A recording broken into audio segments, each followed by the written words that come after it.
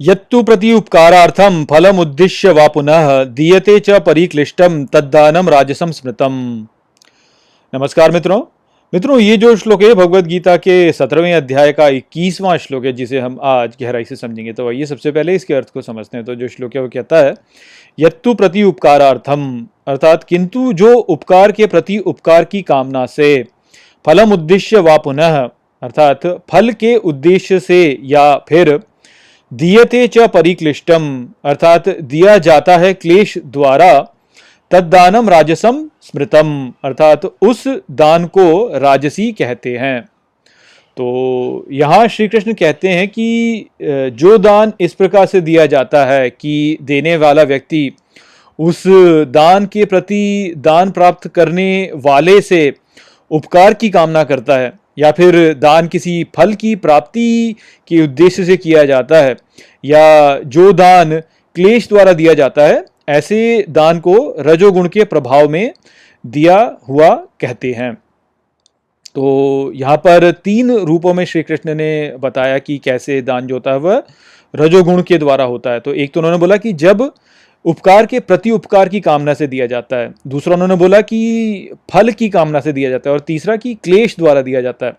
तो इन तीनों के उदाहरण हम देख सकते हैं इस संसार में। तो जैसे पहला जो था कि उपकार के प्रति उपकार में दिया हुआ दान, तो आप देखिए कि आपने कई बार ऐसे लोगों को देखा होगा जो कि कहते हैं कि अरे मैंने इस फलाना व्यक्ति के ऊपर उपकार किया, किंतु ये जो है ये कोई भी मेरा मान नहीं करता है, इसने उसके प्रति जो है मुझे कोई भी सम्मान नहीं प्रदान किया।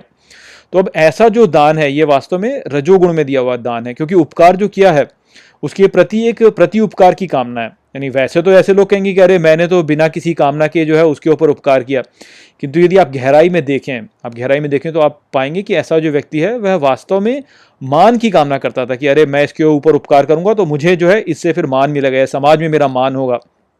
तो इस प्रकार से जो दान दिया जाता है वह दान जो है रजोगुण में होता है। अब देखिए बहुत से लोग होते हैं, जैसे कई बार क्या होता है कि बच्चे जो होते हैं अपने माता पिता का सत्कार केवल इस भय से करते हैं कि अरे समाज क्या कहेगा, या लोग जो होते हैं वह इसी कारण से जो है सबका सत्कार करते हैं कि अरे समाज क्या कहेगा, लोग क्या कहेंगे, या मेरी तो समाज में प्रतिष्ठा होनी चाहिए इसलिए मुझे ऐसा ऐसा कर रहा हूँ मैं। या आप देखिए कि शादी ब्याह में भी आप देखिए कि कई बार जो है लोग आगे बढ़ चढ़ कर कार्य करेंगे। तो क्यों करते हैं? वह केवल इसलिए करते हैं कि उनको समाज में प्रतिष्ठा चाहिए होती है कि मेरा मान हो, मेरा सत्कार हो, लोग बोले कि देखो ये फलाना जो है ये इतने बड़े बड़े काम करता है, कुछ भी समस्या होगी तो इसका जो समाधान है वह इसने किया। तो ये जो मान की भावना से या उपकार जो कर रहे हैं ऐसे कि भाई उसके प्रति जो है हमारे लिए कोई उपकार हो, कि भाई मैंने तुझको ये दिया तो तू मुझे ये दे करके, इस प्रकार की भावना में जो किया गया दान होता है वह जो दान होता है वह रजोगुण में से प्रेरित होता है। फिर श्री कृष्ण ने आगे कहा कि फल की कामना से, तो इसके भी आपको मिल जाएंगे बहुत से उदाहरण। देखिए जैसे लोग जो होते हैं वह मंदिरों में दान देते हैं। मंदिरों में दान क्यों देते हैं? वह इस कामना से देते हैं कि यदि मैं ये दान दूंगा तो ईश्वर जो है फिर वह मेरी मनोकामना पूरी करेगा।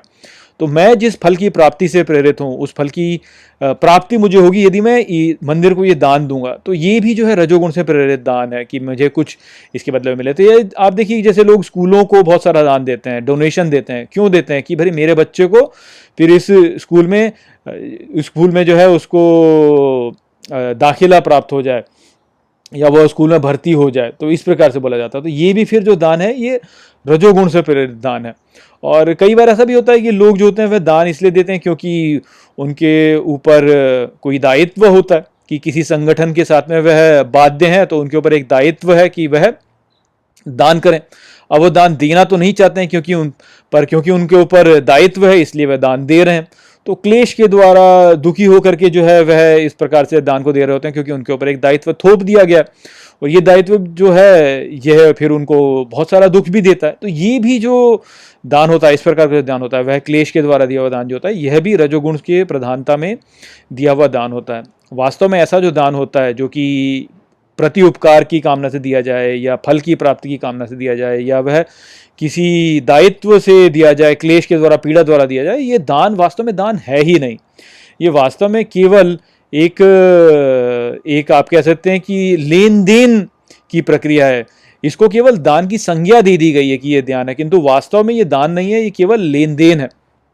इस प्रकार का जो ज्ञान दान होता है वह रजोगुण से की प्रधानता में दिया हुआ दान होता है।